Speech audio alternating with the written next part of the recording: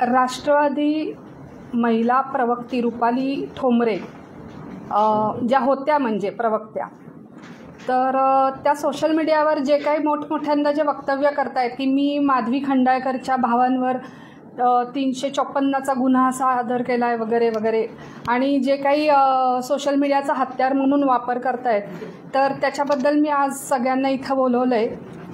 तर मी सगळे रिपोर्ट जे काढून आणले त्याच्यात तर माझ्या भावांवर असे काही गुन्हे दाखल झालेले नाही आहेत. आणि दुसरी गोष्ट की त्या व्हिडिओमध्ये मी रूपाली चाकं न करत आईंना बोलवा वगैरे असं काही बोलतायत. तर ती परिस्थिती अशी होती की त्या परिस्थितीमध्ये मी एवढं मोठं नाव घेऊन कुणाला बोलवणं म्हणजे मला ते म्हणजे तिच्या बुद्धीच्या बाहेरच आहे ही गोष्ट.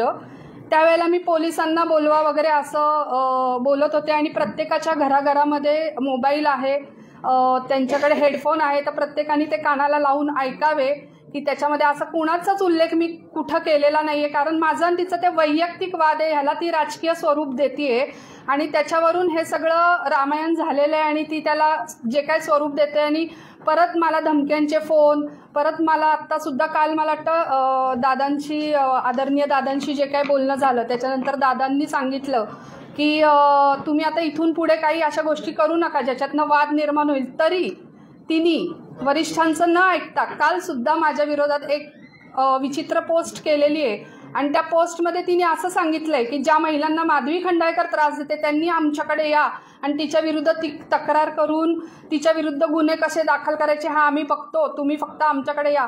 तर मला तिला हे सांगणं आहे की या 10 दिवसामध्ये आमच्याकडे म्हणजे माझ्याकडे मी एक आज तिच्या विरुद्ध आवाज लढवला आहे म्हणून 4 महिलांनी गुन्हे ऑलरेडी आणून दिलेले आहेत. आणि मला त्या म्हणतात तू ताई आता आम्हाला मदत कर आणि आम्हाला न्याय मिळवून दे. कोण महिला आहेत आणि त्यांच्या काय तक्रारी? त्यांच्या तक्रारी अशाच आहेत. म्हणजे काही महिला अशा आहेत की ज्यांच्यावर खोटे गुन्हे दाखल केलेले आहेत, काही जणी आहेत की त्यांना नाहक कुठल्या तरी एखाद्या ह्याच्यात अडकवून छोटे गुन्हे दाखल केले आहेत. त्यानंतर एका महिलेला तर मला वाटतं म्हणजे तिने सांगितलं की तिला अरेस्ट वगैरे पण करून नेलं होतं. असे बरेच गुन्हे आहेत आणि मी त्याचा पण अहवाल सगळा सादर करणार आहे. त्या दिवशी अजितदादांसमोर काय केलं होतं तुमच्या, काय सांगितलं होतं दादांनी? अजितदादा, आदरणीय दादांनी तिथे दोघींना बसून जे काही परिस्थिती ती सगळी बघून त्यांनी सांगितलं की हे सगळं CP ऑफिसला रिपोर्ट गेलेले आहेत आणि जो काही तिथून निर्णय येणार आहे त्याच्यावरती योग्य ती कारवाई केली जाणार आहे एवढं सांगितलं. आणि तरी तिने करायचं ते केलंच आहे. काल तिने एक चुकीची पोस्ट केलीच आहे माझ्याबद्दल. आता तिच्यावर कारवाई झाली त्यांच्यावरती, तुम्ही कसं बघता याच्याकडे? मी स्वागत करता, विरोध करता, समर्थन करता, काय? नाही, जी कारवाई झाली आहे ती योग्यच झालेली आहे. कारण तिला प्रवक्ता हा शब्द सुद्धा नीट घेता येत नाही आणि ती प्रवक्ता पदावर बसली होती. त्यामुळे मला तर जे काय झाले ते चांगलंच झालेलं आहे.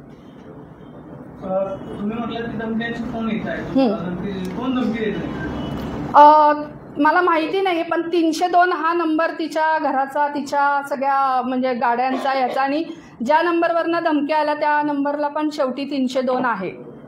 आणि मी हे पण पत्रकारांना दिलेलं आहे सगळं सबूत. अशी चर्चेतून राज्य महिला आयोगावर तक्रार करणार आहे, ही तक्रार कोणाच्या विरोधात असणार आहे, ती तक्रार कधी केली जाणार आहे, तक्रारीत काय म्हणणं आहे? खरं तर हे सगळं काही प्रकार घडला त्याच्यानंतर मी दादांची, आदरणीय दादांची भेट घेण्यासाठी मुंबईला गेले होते. तिथून मी आल्यानंतर तिथं दादांनी सांगितलं की मी पुण्यामध्ये येणार आहे, त्यावेळेला आपण समोरासमोर बसून याच्यावरती काय आहे तो सोक्षमोक्ष करू. त्यानंतर पुण्यात त्या मधल्या पिरियडमध्ये पोलीस यंत्रणेशी माझं सगळं म्हणजे त्यांनी मला पोलीस यंत्रणेने चांगलं सहकार्य केलं.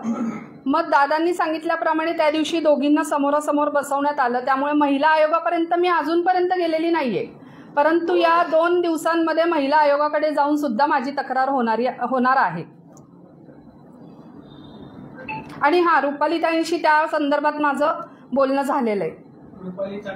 हो, बोलणं झालंय माझं. कारण त्यांचा असा आरोप होता की रुपाली चाकणकरांनी तुम्हाला घुसवलेला आहे. हा. रुपाली चाकणकर तुमच्या माध्यमातून नाही त्यांच्यावरती आरोप करताय. मी हे आधीही सांगितलं, आत्ताही सांगते की रुपालीताई चाकणकरांचा ह्याच्यामध्ये वैयक्तिक वादामध्ये काहीच संबंध नाही आहे.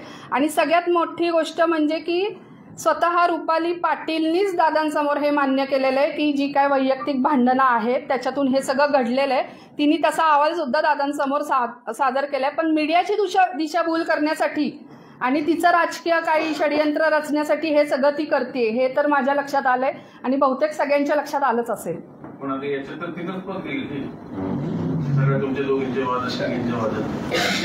ते आता माझं काय म्हणणं आहे की ते राजकीय स्तरावर झालेलं आहे. माझं वैयक्तिक त्याच्यामध्ये काही नाही. तुम्ही तक्रार केली ना दादांकडे, हा. तुम्ही त्यात इन्व्हॉल्व होताच की. हो ना, प्रोसेसमध्ये. पण ते जे काय आता तिच्या जे काय गुणधर्म आहेत त्याच्यामुळे तिचा तो फटका बसलेला आहे. याच्यामध्ये मी नाही ना काही इन्व्हॉल्व आहे. आधी त्यांनी आरोप केला होता, उद्याही करतील तुमच्यामुळे तिचं पद गेलं म्हणून. करू दे, मी त्याला उत्तर द्यायला समर्थ आहे.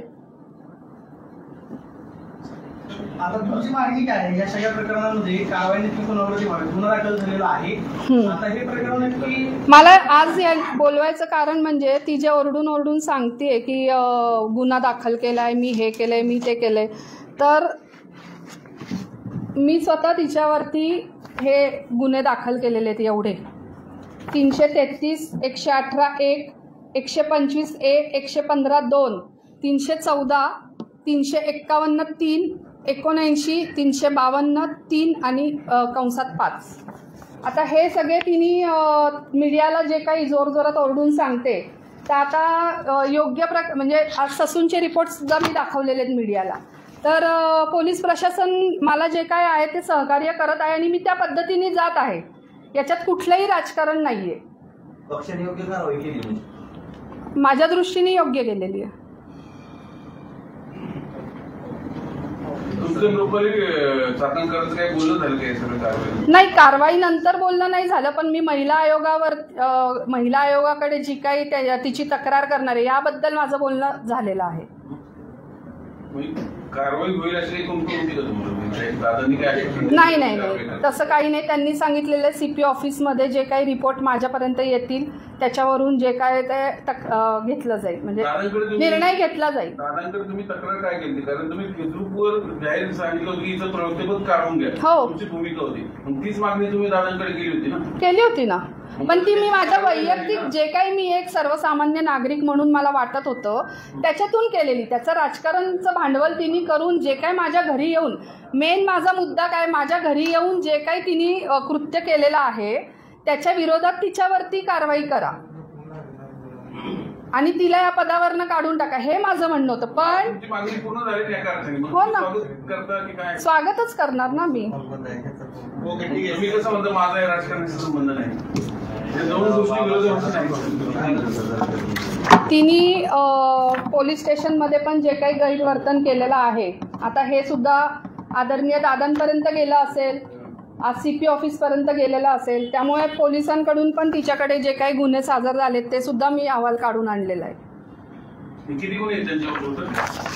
टोटल माझे 9 आहेत आणि पोलिसांचे 6 आहेत. तुम्ही 9 दाखल केले त्याच्यावरती? हो, 9 कलम आहेत लागलेले, कलम लागलेले. 9 गुन्हे नाही, कलम लागले आणि पोलिसांचे 6 कलम लागलेले. ओके.